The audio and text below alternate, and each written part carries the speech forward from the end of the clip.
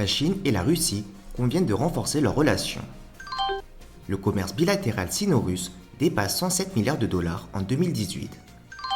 L'exposition horticole de Pékin a déjà attiré 1,8 million de visiteurs. La Chine émet une nouvelle alerte aux voyageurs allant aux États-Unis. La majorité des étudiants de l'université de Hong Kong désirent travailler en Chine continentale. Au Kremlin, un tapis rouge a été déroulé pour la visite du président chinois Xi Jinping. Il s'agit de sa 8e fois en 6 ans en Russie depuis qu'il a accédé à la présidence. Et Beijing et Moscou célèbrent leurs 70 ans de liens diplomatiques. Xi et Poutine ont retracé les 7 décennies écoulées et se sont engagés à pousser leurs relations à un autre niveau. Le 70e anniversaire est une étape importante ainsi qu'un nouveau point de départ, en particulier avec notre implication dans une transformation sans précédent de l'environnement mondial.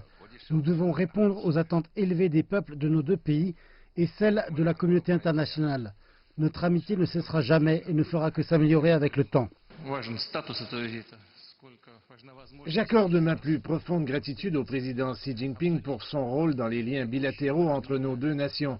Il les a amenés à un niveau élevé sans précédent qui ont bénéficié au peuple de nos deux pays. Aux côtés de hauts responsables des deux pays, les deux dirigeants ont convenu de pousser en avant leur partenariat.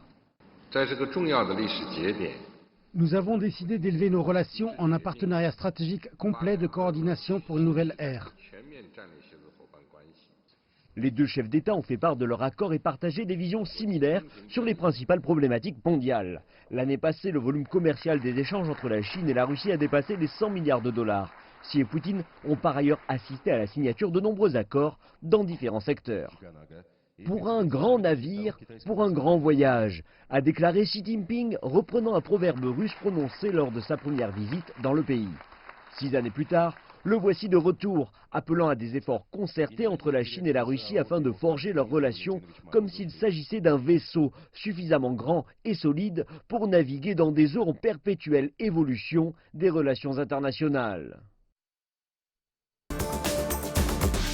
L'administration générale des douanes de Chine, les échanges commerciaux entre la Chine et la Russie ont augmenté de près de 30% en 2018 pour atteindre un record de 107 milliards de dollars. Les importations russes de produits chinois ont augmenté de 12% pour atteindre près de 48 milliards de dollars et les importations chinoises en provenance de Russie ont augmenté de plus de 42% pour atteindre 59 milliards de dollars.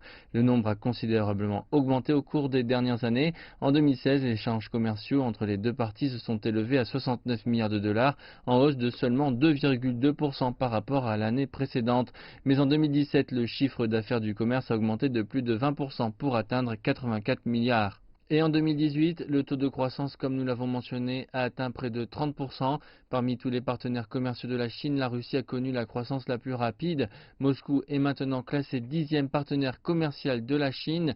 La Chine a principalement exporté des produits électromécaniques vers la Russie, tout en important du pétrole, du charbon et du bois.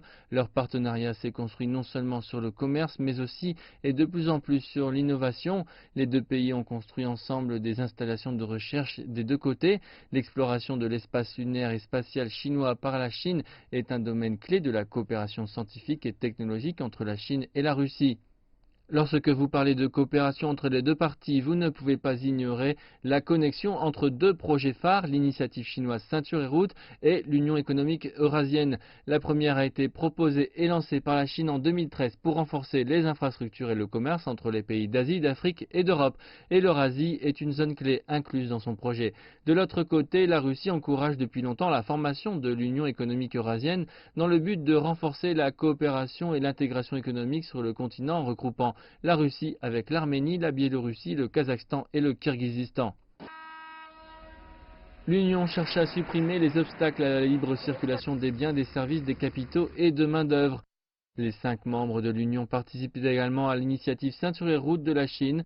En 2015, le président Xi a signé une déclaration avec le président russe Vladimir Poutine sur le lien entre la ceinture économique de la route, de la soie et l'Union économique eurasienne.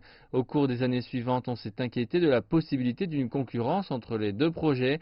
L'année dernière, lors du forum Ceinture et Route à Beijing, M. Poutine a réaffirmé que la ICR cadrait parfaitement avec l'objectif de l'Union économique eurasienne. Le pavillon chinois est le plus visité de l'expo. Le pavillon du Zhejiang, qui fait partie de l'expo nationale, présente un grand mur végétal de 14 mètres de haut et de 6 mètres de long.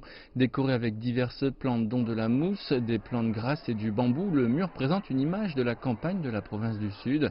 Plus de 100 expositions sur des thèmes différents sont présentées dans le hall d'exposition avec le Zhejiang qui possède un style distinctif. Nous avons sélectionné le bonsaï du Zhejiang. Le bonsaï du Zhejiang est puissant et vigoureux avec sa force naturelle, mais en même temps, il a les douces caractéristiques des régions du sud du fleuve Yangtze. 这些特色，这些花就是与众不同，我感觉。感觉浙江馆比较有意境，然后有一些就比较像中国的这个山水画呀，或者是有一些中国的传统文化在里边。 Les pavillons organisent des événements quotidiens proposant différents thèmes pour présenter leurs attractions locales. Le jour du pavillon de la Chine, jeudi, est très attendu. Une représentation aura lieu le matin au centre des performances avec quelques 950 invités. Pour celles et ceux intéressés par cette expo, ils ont du temps devant eux puisque l'événement se tient jusqu'à début octobre. Les autorités chinoises ont publié de nouveaux avertissements de sécurité rappelant aux ressortissants et aux organisations chinoises de faire attention à leur sécurité lors de leur déplacement aux États-Unis.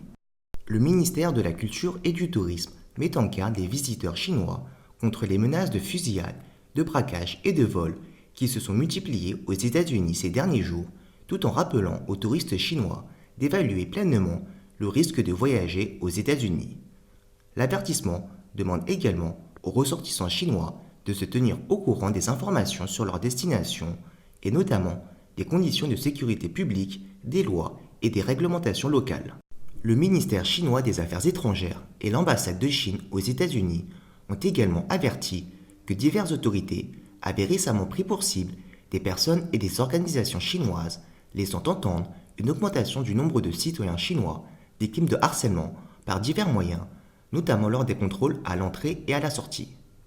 En cas d'urgence, veuillez contacter l'ambassade de Chine aux États-Unis pour obtenir de l'aide, a indiqué l'alerte. Les derniers avertissements émis par les autorités chinoises resteront valables jusqu'au 31 décembre 2019. Les nouvelles mises en garde interviennent un jour après que les autorités chinoises aient mis en garde les étudiants chinois à destination des États-Unis contre des retards éventuels dans l'obtention de leur visa américain. Selon un rapport publié le 29 mai, plus de 90% des étudiants de Hong Kong ayant répondu à une enquête ont déclaré être optimistes sur l'avenir du pays et plus de 80% ont déclaré qu'ils aimeraient travailler en Chine continentale. Le HQIA Student Exchange Network a publié le rapport sur la base d'une enquête réalisée entre février et mars sur les intentions d'emploi auprès des étudiants d'université de Hong Kong en Chine continentale. Près de 75% des personnes interrogées ont déclaré que la raison principale de travailler en Chine continentale est que les opportunités d'emploi y sont nombreuses. Plus de 80% des étudiants pensent qu'une expérience de stage en Chine continentale améliorera leur compétitivité et que la plupart d'entre eux souhaiteraient en apprendre davantage sur la culture professionnelle et l'environnement de travail. Le HQIA Student Exchange Network, une organisation relevant de la Hong Kong United Youth Association, a lancé le programme de stage d'été de cette année, le 28 mai. Plus de 200 étudiants de l'université de Hong Kong iront à Pékin, Shanghai, Harbin et Dalian pour participer à un programme de 10 semaines. Ils travailleront dans les organes gouvernementaux, des entreprises d'État et des institutions culturelles et commerciales. Stanley Choi Tai-sing, président honoraire du réseau d'échange d'étudiants, a déclaré qu'il espérait que les étudiants en apprenaient davantage sur le développement du pays grâce aux stages, en particulier ceux qui souhaitent travailler en Chine continentale. Une étudiante qui travaillera au théâtre Melanfang à Pékin pendant les vacances d'été a déclaré qu'elle souhaitait travailler dans l'atelier des arts après son diplôme et en apprendre davantage sur les ateliers des arts avec son stage.